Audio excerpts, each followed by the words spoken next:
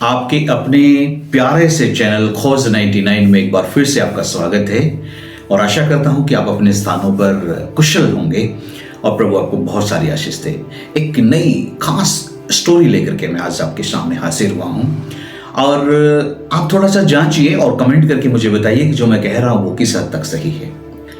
झगड़े की जड़ स्टोरी है आज हमारी। झगड़े की जड़, झगड़े की जड़ पुरुष है या झगड़े की जड़ स्त्री है, इसके बारे में समाज क्या कहता है और आपका क्या मानना है और बाइबल क्या कहती है। बाइबल में एक नहीं अनेक जगह पर यह बात लिखी हुई है कि झगड़ा स्त्री ही करती है, झगड़े की शुरुआत औरत ही करती है, चाहे कहीं से भी करे उसको झगड़ा करने से मतलब होता है और स्त्री ही झगड़ा करती है। एक वचन मैं आपके सामने रख रहा हूं और उसके बाद मैं एक स्टोरी आपको सुनाऊंगा। ध्यान दीजिए, मैं पढ़ रहा हूं नीति वचन 21 अध्याय। नीति वचन पुराना नियम, नीति वचन 21 अध्याय और उसके 9वें वचन में यूं लिखा हुआ है, लंबे चौड़े घर में, लंबे चौड़े घर में झगड़ालू पत्नी के संग रहने से छत के कोने पर रहना उत्तम है। लंबे चौड़े घर में रहने से उत्तम है छत के ऊपर कोने में जाके रहना। दूसरी जगह पर लिखा है, झगड़ालू पत्नी के साथ रहने से जंगल में जाके रहना अच्छा है। फिर और जगह पर लिखा है, झगड़ालू पत्नी ऐसी होती है जैसे छत का टपकना, जैसे छत टपकती हो। कैसे छिपेगा इंसान, इधर टपक रही है, इधर भी टपक रही है, उधर भी टपक रही है, उधर भी टपक रही है, इंसान जाए तो जाए कहां। तो बाइबल भी ऐसा बताती है और समाज से भी हमने ये सुना है कि झगड़े की शुरुआत यानी झगड़े की जो जड़ है वो स्त्री है। हमने समाज से भी सुना है और अपने जीवन का अनुभव भी है और बाइबल भी ऐसा बताती है। इसी के ऊपर मैं आपको एक स्टोरी सुनाता हूं। एक बहुत अच्छा परिवार चल रहा था और उस व्यक्ति के 4 बेटे थे। बहुत बढ़िया परिवार चल रहा था, सब शांतिपूर्वक, सब अच्छा था और किसी बात को लेकर के हस्बैंड वाइफ के बीच में झगड़ा हो गया, किसी बात को लेकर के, और उस व्यक्ति ने अपनी पत्नी को बहुत समझाया, बहुत समझाया, लेकिन वो स्त्री तो मानने वाली नहीं थी। तो बहुत समझाने के बावजूद भी अपनी जिद पर अड़ी रही, नहीं मानी कि मैं जो कर रही हूं वो सही है, मैं जो कर रही हूं वो सही है। इस प्रकार धीरे धीरे बात विवाद में बदल गई और बढ़ गई। बहुत विवाद हो गया इस बात को लेकर और उस बात को लेकर के उस मनुष्य के दिमाग में इतनी टेंशन हो गई, वो इतना परेशान हो गया कि मैं आखिर करूं तो क्या करूं, कैसे इस औरत को समझाऊं। ये तो समझने वाली नहीं है। प्रतिदिन उसको उल्टा बोलना, गुस्सा करना, अपमान करना और नीचा दिखाना और वगैरह वगैरह, बहुत कुछ आप समझते हैं क्या होता है वो सारी बातें। लेकिन वो औरत समझी नहीं और उस बात को लेकर के वो इंसान टेंशन में आ गया, डिप्रेशन आ गया और वो बीमार पड़ गया। दाढ़ियां बढ़ गई, बीमार पड़ गया, हड्डियां चमकने लगी, आंखें धुंधली पड़ गई, बुरा हाल हो गया उसका। कहने का मतलब यह है कि वो मरने की कगार पे आ गया। तो एक दिन उसने प्लान किया कि पता नहीं कौन से दिन मैं संसार से चला जाऊंगा, तो मैं अपने बच्चों को कुछ समझा दूं, सलाह दे दूं।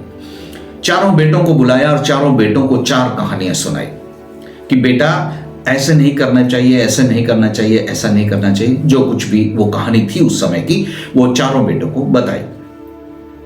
एक बेटे को कहानी जो बताई थी वो कहानी मैं आपको सुनाना चाहता हूं और वो कहानी है ये।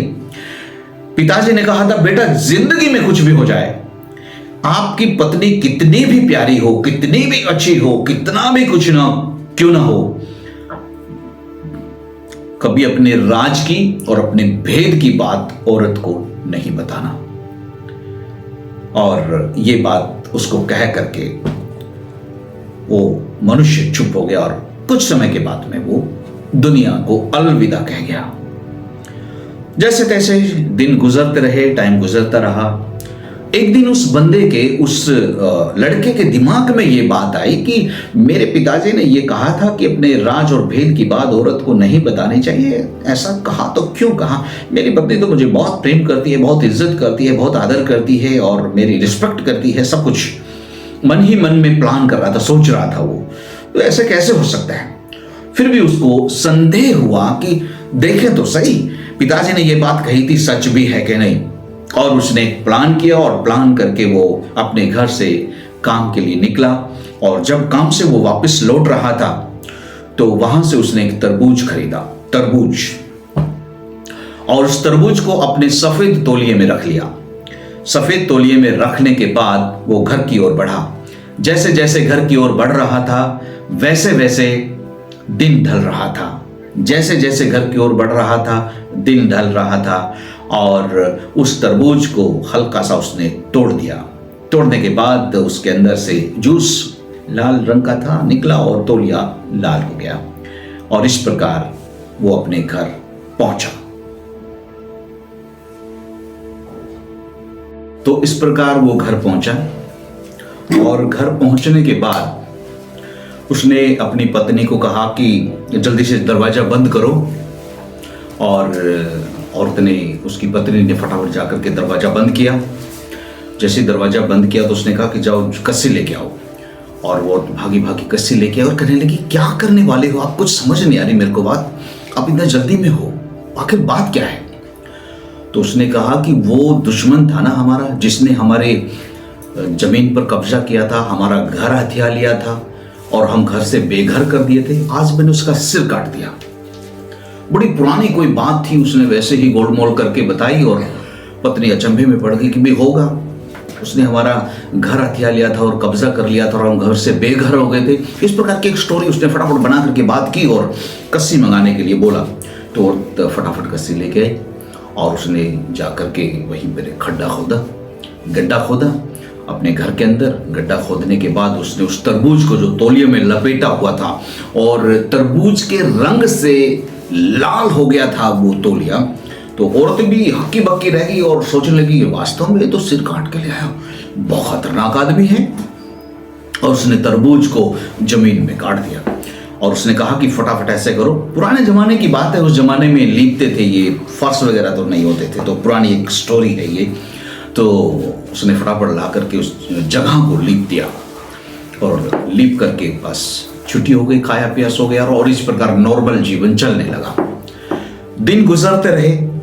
कुछ समय के बाद में उस लेडीज की माँ उसे मिलने के लिए आती है और धूप में दोनों माँ बेटी खूब बातें फोड़ रही थी और बातें चलते चलते उसके दिमाग में आई कि भाई, कहने लगी माँ एक बात बड़े दिन से मेरे दिल में, मेरे मन में, दिमाग में घूम रही है और दिल करता है कि मैं आपको बता दूं, पर आप एक शर्त होगी कि आप किसी को जिक्र नहीं करना।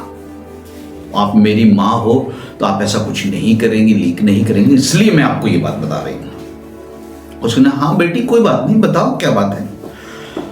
तो बेटी ने माँ को वो सारी स्टोरी कह सुनाई कि हमारे घर में ऐसे ऐसे हो गया और इतने दिन से मुझे डर भी लगता है, कई बार जब मैं अकेली घर में होती तो डर लगता है कि भाई बंदे ने सिर काट करके हमारे घर में दबाया हुआ है। अच्छा ये बात है, और काफी वो भी हैरान हुई। और चलो कोई बात नहीं, मैं तो किसी को जिक्र नहीं करूंगी, ले तुम आदमी तो बहुत खतरनाक है भाई, तेरा आदमी तो बहुत खतरनाक है, सिर काट करके घर में दबा दिया। और काफी उन्होंने आपस में मिल करके बड़ी हैरानगी की बातें की और इस प्रकार वो अगले दिन चले गए। दिन गुजरते रहे और कुछ समय के बाद किसी बात को लेकर के उनका विवाद हुआ तो उस माँ ने भी वो बात कह दी कि अरे तू तो इतना बड़ा कातिल है, मैं जानती हूं तुझको। उसने भी वो बात कह दी और वो धीरे बात एक के पास, फिर दूसरे के पास, फिर तीसरे के पास, फिर चौथे के पास चलती रही और ये इस प्रकार वो बात पुलिस के पास पहुंच गई और पुलिस ने छापा मार दिया। ज्यादा क्या कहूं, बस आप समझ गए। पुलिस ने जैसे ही छापा मारा तो पता लगा भाई तुमने ऐसे ऐसे कर रखा है। किसी टाइम में कोई बंदा मरा होगा तो वो लापता था, पता नहीं था उसका कुछ भी।